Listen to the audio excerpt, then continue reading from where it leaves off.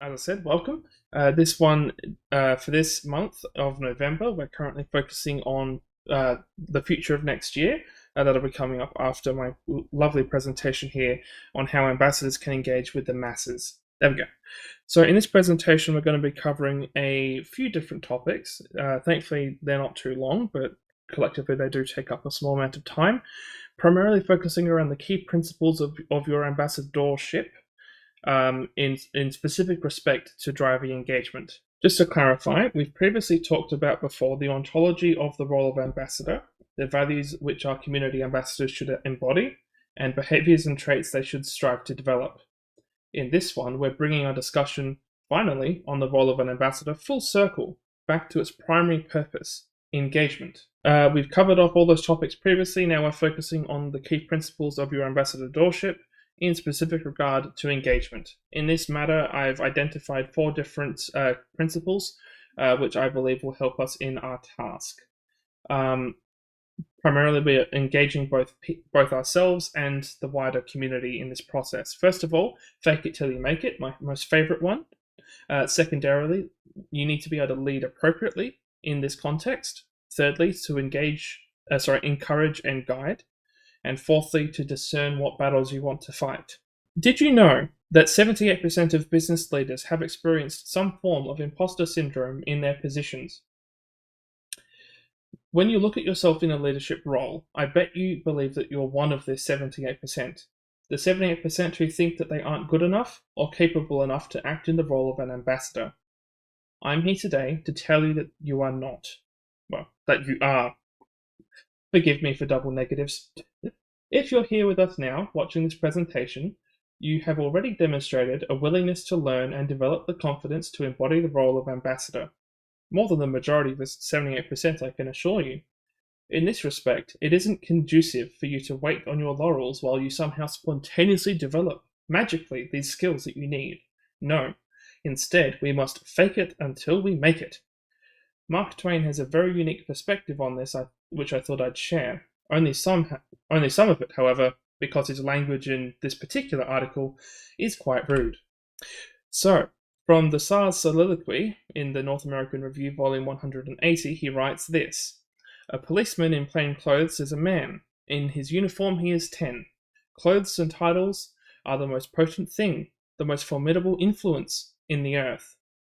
They move the human race to willingness and spontaneous respect for the judge, the general, the admiral, the bishop, the ambassador, the frivolous earl, the idiot duke, the sultan, the king, the emperor. No great title is efficient without clothes to support it." What is it that gives you the authority of your position? The Democrat would say public confidence, the mandate, in other words. The dictator would say your personal confidence and ability to command. The technocrat, however, would say your knowledge and abilities. So, what are we to make of authority? Twain's perspective in this case is quite simple and straightforward. It's perception. If your perception has any kind of implied foundation, you could see it to be your demeanor or your mannerisms and the way you present yourself to others. This is why I call our first duty as ambassadors to fake it until you make it. That is, to pretend until you reach whatever bar or goal you set yourself. But the point is to keep trying regardless. So, not all ambassador positions are made equal. This is for number 2 here, leading appropriately. Not all ambassador positions are made equal. Depending on the characteristics of the group they advocate for, ambassadors can be gentle supporters of individuals in the community or pushy salespersons with too much time on their hands. In this respect, I'd like to adopt a few clear directions to guide our ambassadors for our purposes in Golden Key, primarily as a manager in the community and one other matter. So, a survey by Gallup found that great managers have the following talents. Number 1, in addition to fostering trust and open communication, they offer complete transparency. Number 2, not politics, but productivity drives their decisions. Number 3, with a compelling mission and vision, they motivate and engage all of their employees. Number 4, a culture of clear accountability is fostered by them. And number 5, they are capable of driving outcomes, overcoming adversity, and overcoming resistance. In terms of number one, trust is not spontaneous or time dependent. It is a recognition of reliance and capacity and the integrity to do what is right and to meet the demands of the community in the proper manner and form. Our society as an academic institution depends on the transparency of its members for credibility. You, as an ambassador, must lead by example, fostering trust in both yourself and the wider society. In terms of number two, ambassadors need to be active in the community to achieve their objectives. Everything you do in this role needs to be visible and impactful. Later on, we'll take you through some of the programs which we are planning on introducing next year to help you with this task. In terms of number three, unfortunately, we do not live in an ideal world, and this means that effort alone, without direction, seldom gets recognized. You must have a vision which motivates you and your community group to action. In prior Ambassador Bootcamps, we have focused on one particular mission which needs some support: scientific education. If you find it particularly enticing, do check out the August Bootcamp. Now, I skipped number four, primarily because it sort of is stated for itself, and we move into number five. Now that you have a goal to which you are being productive for, you now need to drive towards the goal, and we hope that our plan for 2026 will support you in that endeavor. Now, a leader doesn't just lecture, they lead by example. In this respect, there are several characteristics which they must embody. While this list here is not exhaustive, it contains some of the most important traits which you as an ambassador will need to extol in your community and in yourself, aligning more broadly with our community values, as discussed prior. Primarily, these are self-awareness, compassion, learning agility, influence, integrity, courage, and resilience. I want to specifically call out here the section on compassion, primarily because it's not just about showing empathy, but compassion requires leaders to also act on what they have learned. This is very important in our setting because the scientific consensus is not static and fixed. Primarily, it's an active body and discipline, and in this respect, we can be wrong, as we've seen quite a few times in the scientific body before. After all, it's not homogeneous. Secondarily, learning agility. Many of the people here probably have good academics in terms of being able to study things, but what's more important is our ability to adapt to what we've learned. And as part of that, through compassion, then act, right? I also want to briefly call out as well that integrity as well is very important here, because as I've actually had a look at some of Golden Key's history, it hasn't been the most integrous, if that's even a proper adjective, organization. Now, that's not to say it's not currently, but we do need to keep in mind that we're still human and can make mistakes. Thus, we need to prepare for that and operate accordingly. Now moving on to our third principle, encourage and guide. But if not by knowledge, the only alternative which remains is that statesmen must have guided states by right opinion, which is in politics what divination is in religion. For diviners and also prophets say many things truly, but they know not what they say. Engaging with the community is an exercise in exemplification of values. This was first highlighted as one of our ontological pillars in the Ambassador Bootcamp in June. To apply this pillar more accurately, we can assess its meaning in the context of education or development. As ambassadors, we want our embodied values to become integrated into the psyche of our community members, becoming a normative practice which is self-reinforcing. By the way, normative in this context means something which should happen. It's sort of like this cultural force saying that you should do something this way or that this specific thing should happen, right? Normative practice is what we want to achieve. As we are still developing our community's arteries, so to speak, we need your assistance as ambassadors with the capillaries. Speaking less metaphorically, you will see what I mean about this later as we move to introduce our plans for 2026. However, in this presentation, I'm going to focus on our third principle, to encourage and guide. So, Socrates, Anytus, and Meno in this section of the 5 dialogues had discussed at length the role of sophists, that is, teachers, in the education of individuals. A sophist is a person who reasons with clever but deceptive or intellectually dishonest arguments with the intention of persuading. This could be through reduction, abstraction, or other forms of logical fallacies, which we now recognize thanks to Plato, Socrates, and what was his name? I always forget his name. Sorry, not coming to me. One of the topics which they came to teach in Greece was called arete. This, generally speaking in English, means something akin to excellence or virtue. This had, yes. The dialogue aforementioned regarded sophists fairly poorly, with Anytus calling them pests that corrupt the youth. In one respect, rightly so, as their teaching methods undermined true knowledge and the formation of proper opinions, as Socrates would call them, right opinions. In saying that, Socrates then points out that Anytus is being hypocritical, talking as if he knows them while having no experience of them. This resounds similar to me in a comment made in Plato's Republic, which will also pop up on the slides here. What I think this shows us is a way in which we can be a teacher, through which we can encourage and guide our community in the ways we wish them to go.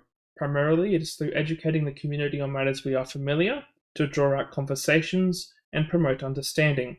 It is through this that we can then develop an anticipation for its virtue or vice. Secondarily, to act carefully and respectfully such that our audience will listen in the way that we wish them to.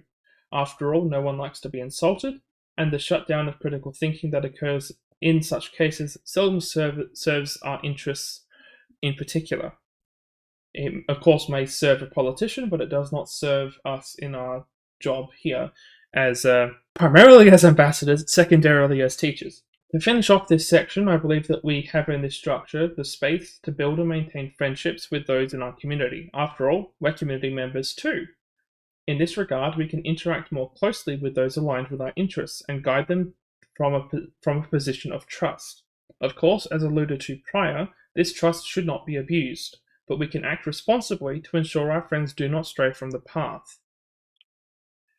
Now we move into the final principle, having the wisdom and humility to discern your battles properly. Not every war is won in battle, or a single skirmish for that matter. In fact, Sun Tzu was famous for recommending a non-fighting approach in his book, The Art of War. Thus we may know that there are 5 essentials to victory. 1. He who wins will know when to fight and when not to fight. Number 2. He will win who knows how to handle both superior and inferior forces. Number 3. He will win whose army is animated by the same spirit throughout all its ranks. 4. He will win who, prepared himself, waits to take the enemy unprepared. 5. He will win who has military capacity and is not interfered with by the sovereign. In a similar way, an ambassador needs to know when they can have an argument, preferably, however, a voracious and passionate discourse. You can see the change in language there. We're not attacking our good friend in the community, we're engaging them in discussion. And secondarily, and I would say primarily, when they can win, and perhaps whether they should attempt to win, because sometimes you can use the opportunity instead to teach. And that goes back to our previous principle.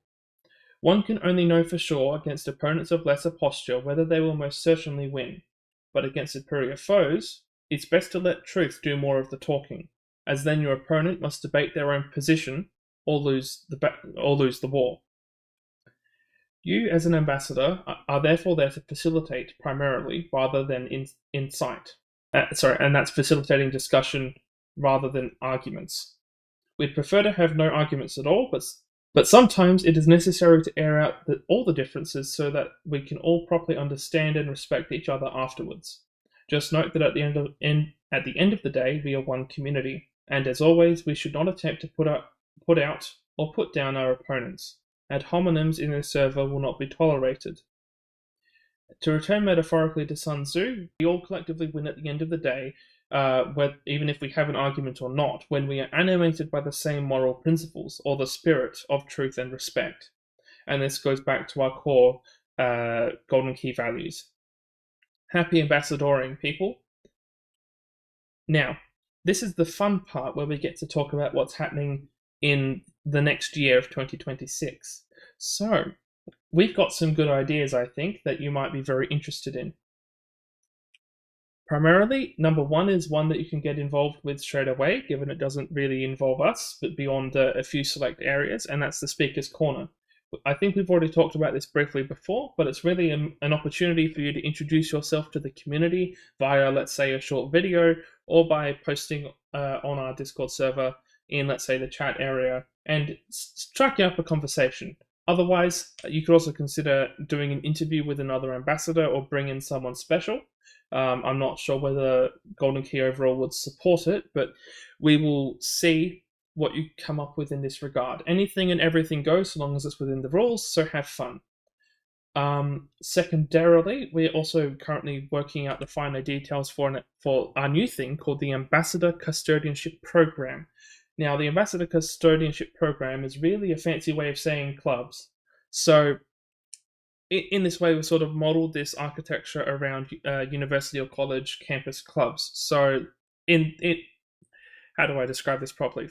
Primarily, once you've applied and gone through the process, you'll be able to form a community group of like-minded peers within this server, which we hope will develop into a very fruitful and eventful, mind you, activity for you.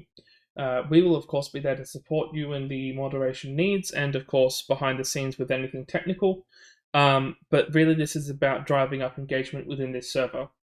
In saying that, there is a few requirements that you need to pass, primarily being an ambassador. Oh, look, you've already got that one, so that's great. But secondarily, you will need to apply through our Google form, which I will show you a bit later through the chat once it's ready. And also a few other, whilst not legal, but, a few documents for us to go through just to make sure we know what you're doing. Because again, this is in our server. There is a degree of risk on our part regarding Discord's community guidelines, so we need to make sure that we know what subjects are being talked about and which subjects are definitely not being talked about. And that'll come through both what we call your community group charter and your rules of practice. So the first thing you will submit as part of your original form is your charter, which defines the organization structure of your club. For example, if you want a committee or if you're doing a solo, that'll come through in that section there. It also outlines all the goals of your group and what it's planning on doing. Hopefully something fun, because it doesn't need to be just academic. You could be doing esports, you could be playing a specific kind of game, you could be talking about work, you could be doing a whole bunch of things, really. We are really excited to see what you'll do with this structure, but of course it's not quite ready yet. We're still working out the kinks, so we'll talk to you about more of it a bit later. Hopefully the program will be ready to go in middle to late January next year. In that respect, however, the primary purpose of this program is to get you guys involved in the community and get you involved in the community related to your interests and to promote your leadership and governance skills throughout the ambassadors collectively. Hopefully, it's of benefit to you in that respect as well. Now, I will say thank you here and hand off to Ariel to give you some key points of this new program. Thank you. So I'm here just to reiterate essentially what Jeremiah was already explaining with the Ambassador Custodianship role and channels that will be created. How many custodians can there be? Well, if you can create it, there is no limit to the number of groups or custodians for Golden Key. You can also be a custodian for more than one group, but there must at least be 2 people per governing body of the group that we ask. Please keep in mind that the more you create, the more pressure and stress you are putting on yourself. If you want to create 10 groups about video games, be our guest. We really don't mind. As long as you can keep up with each of those groups, that is all that we ask. What are the duties of a custodian? They are responsible for creating events, monitoring channels and events. They report to the moderators and the admins. Think of it as the student body of a community where you have the governing body like president, vice president, secretary, treasurer, all that good stuff. There is, however, hierarchy to the group, and those people are responsible for their group. This can be one main person who's responsible for the whole group, or 2. if you decide to split the duties of each of the roles. There are limits to custodian powers. Please see the governing document for more information. This is again going to be linked at the end. This new opportunity is designed to give new experiences to those who seek it, such as leadership, engagement, collaboration, and more.